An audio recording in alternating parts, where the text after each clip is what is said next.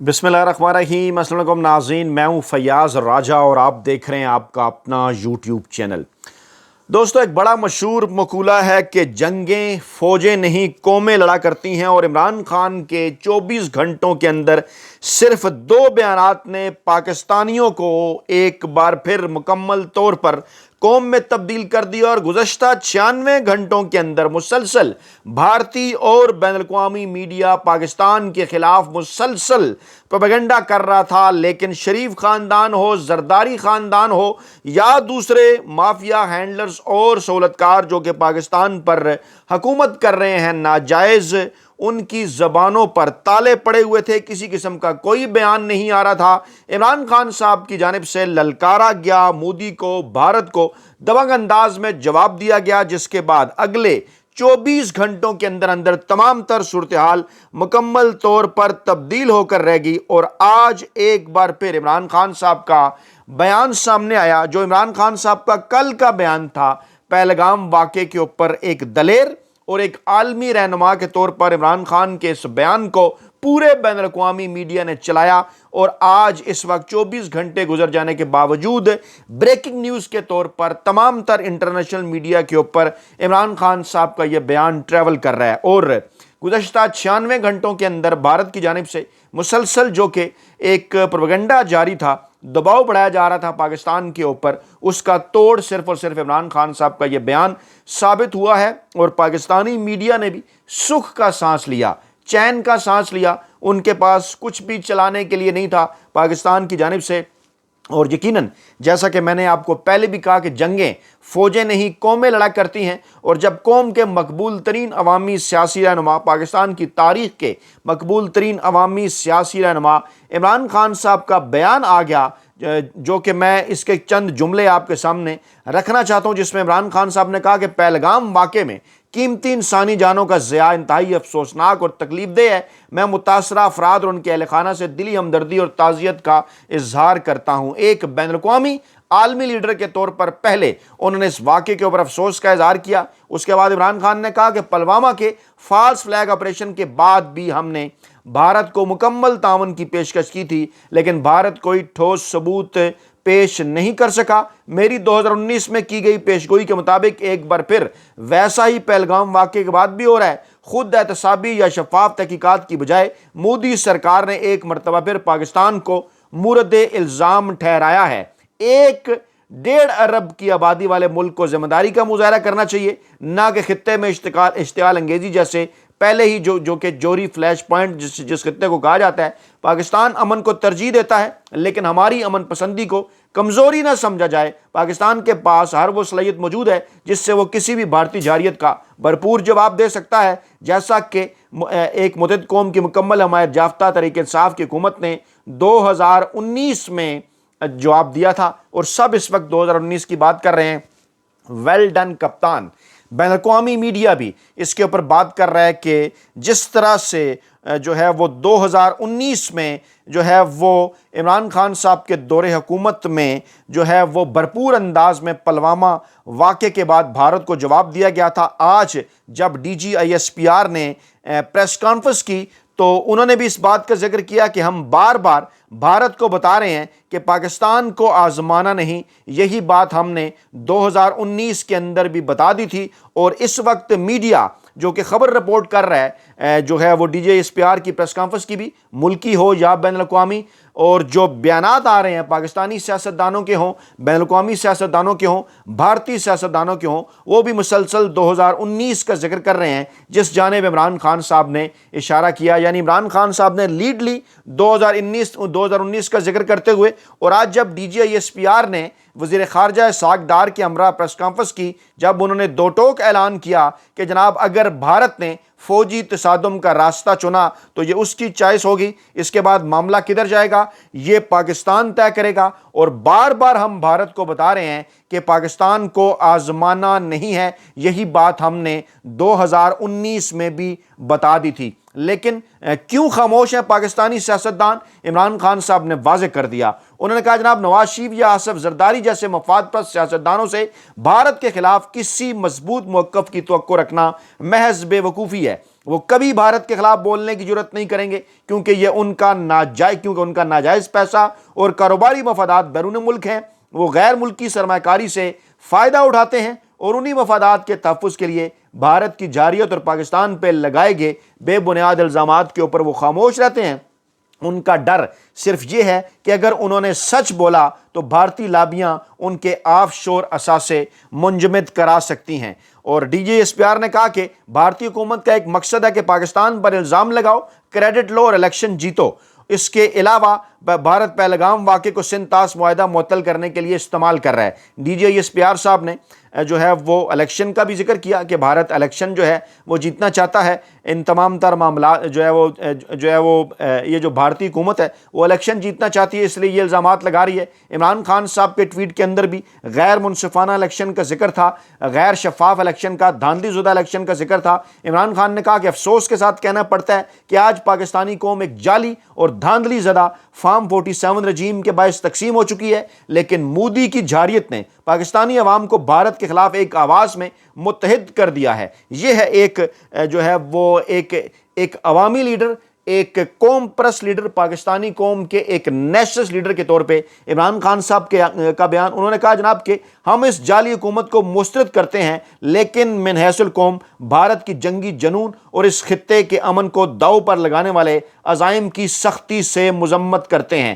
اور پھر عمران خان نے یہ بھی واضح کیا کہ کسی بھی بیرونی دشمن کے خلاف جنگ جیتنے کے لیے قوم کا اندرونی طور پر متحد ہونا ضروری ہے۔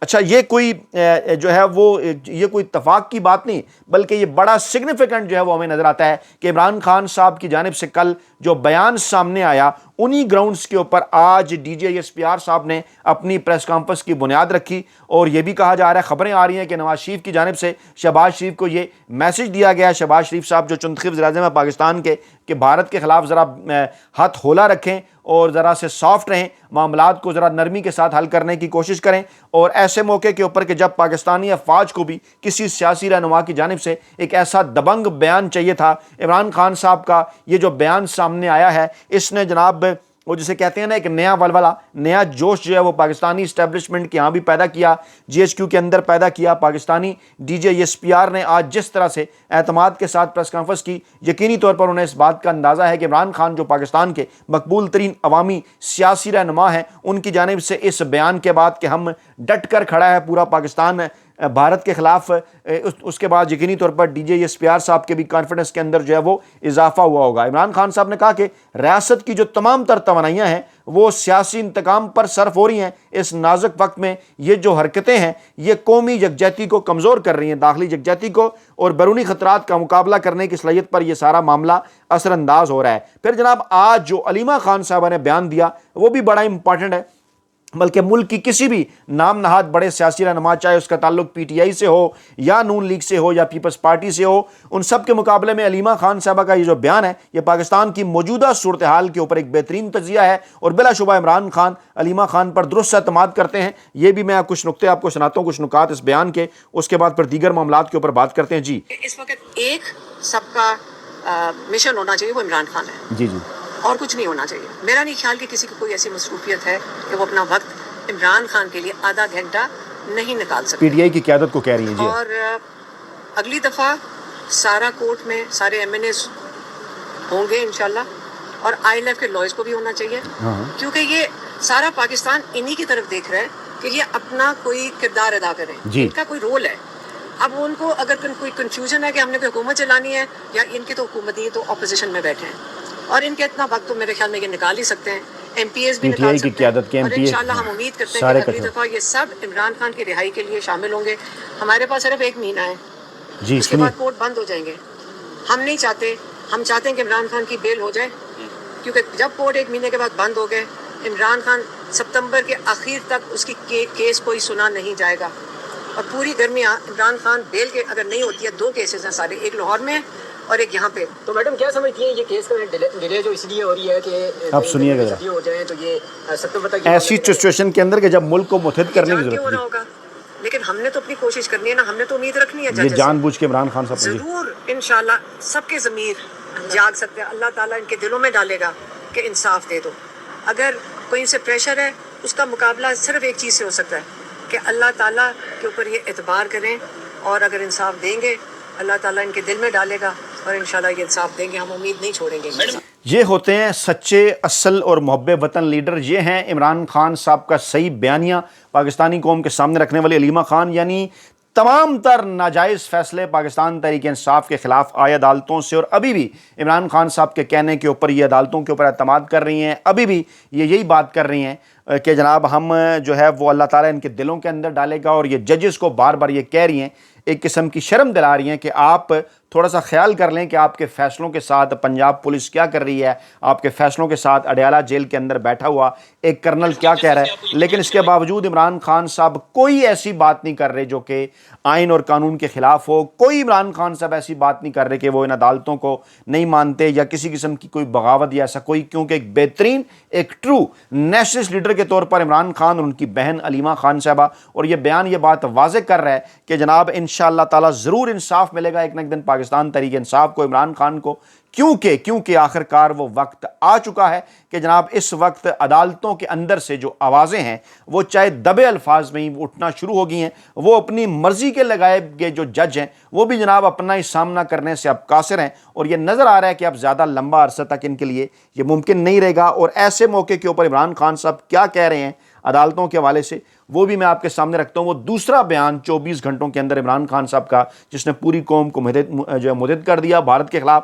عمران خان کہتے ہیں دوسری جنگ عظیم کے دوران جب جرمن طیارے لندن پر بمباری کر رہے تھے تو وزیر اعظم ونسٹن چرچل نے کہا تھا اگر ہماری عدالتیں انصاف فراہم کر رہی ہیں تو ہمیں شکست نہیں ہو سکتی. کتنا بڑا جملہ ہے یہ. آپ بار بار کہتے ہیں نا کہ جناب ہم نے بھارت کو شکست دینی ہے یا ہمیں بھارت سے شکست نہیں ہو سکتی. شکست کس چیز کا نام ہے؟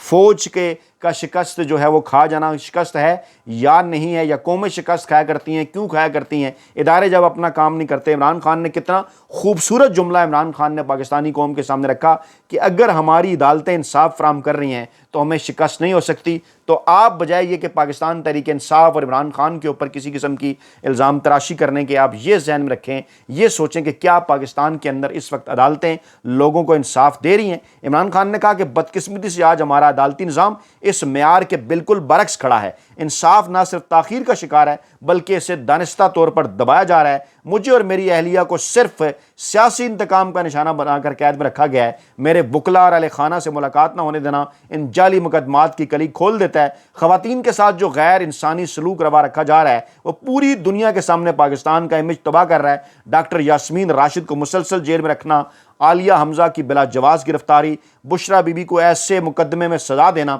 جس سے ان کا کوئی تعلق ہی نہیں، انتقامی طرز سیاست کا واضح ثبوت ہے. عدالتوں کو مفلوج کر دیا گیا ہے. مجھے اپنے وکلا سے ملاقات کی اجازت نہیں دی جا رہی. کورٹ پیکنگ کے ذریعے انصاف کی راہ میں رکاوٹیں کھڑی کر دی گئی ہیں. مقصد کیا ہے؟ میرے کیسز کی سنوائی نہ ہو تاکہ جھوٹے مقدمات میں مجھے قید رکھا جا سکے. الیکشن کے بعد بننے والی جعلی حکومت سیٹ اپ کو قانونی تحفظ دیا جا سکے.